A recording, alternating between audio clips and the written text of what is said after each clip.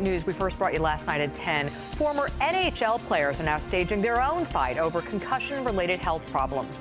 Two Sabres alumni, Morris Titanic and Rick Vive, who you see here, have added their names to the lawsuit filed against the league. The filing comes just 3 months after the NFL agreed to pay $765 million to settle a similar player lawsuit. Lou Ragoose picks up our story from here. Lou? Yeah, Diana, just last week we showed you former hockey players being tested here in Buffalo for the brain disease CTE. And that's exactly what these other former players say they're dealing with now, and they want to hold the league responsible.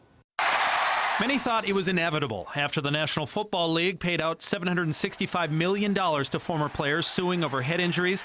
Now former hockey players are doing the same, suing over the effects of hits like these. And their attorney says the problem in the NHL is actually worse. You obviously don't have sanctioned fistfights in the NFL. Steve Silverman says bare-knuckle fistfights are illegal in 50 states, yet sanctioned in the National Hockey League.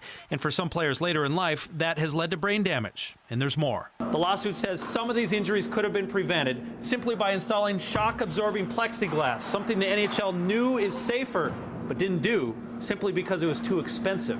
More than 100 former players have signed on to the class action lawsuit, and Silverman expects to add more.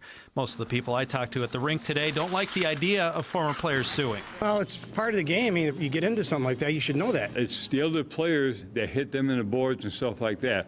It's not the NHL itself. How can they protect them? But youth hockey coach Kenny Kasparek says new information on the effects of head injuries takes a toll on the sport. Some parents are pulling their kids out of hockey. I've seen it with hockey, soccer. People talk about football holding their kids out. Not widespread, but I actually do know a family that their son was injured and he's done with hockey now.